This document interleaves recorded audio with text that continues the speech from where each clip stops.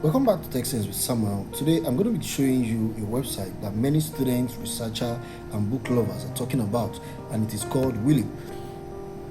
If you ever struggled to find a book online or needed research material quickly, this platform might be worth checking out. According to the website, WeLib offers access to millions of books and academic papers across different categories, including technology, business, science, education, novels, history, and much more. Using this website is very simple and straightforward. I'm going to show you how you can download, read book online without stress. So come along with me. So just open your browser and type www.welib.org.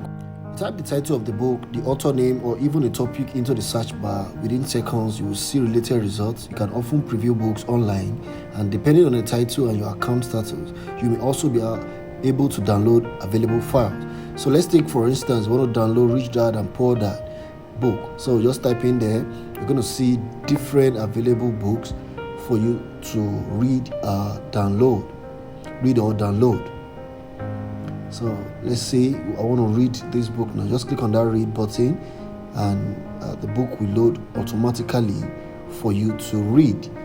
So just wait for some second. If you have a very good network, to show very fast. One feature many users like is that the interface is clean and easy to navigate, making it quick to search for educational resources and reading material. It's especially popular among students looking for textbook and researchers searching for academic papers. So let us go ahead and search for another book from WeLib. So like I said, just go into the search bar and input the title of the book or the author of that book, and it will bring it out for you. So let's have another book preview, the new way to cake, and so on like that. So you can have access to different kind of book available for you to read on this website. So have you used WeLib before? Share experience in the comments below. I would love to hear what you think. If you found this video helpful, don't forget to like, subscribe, and turn on notifications so you never miss any tech tips like this. Thanks for watching, and I will see you in the next episode.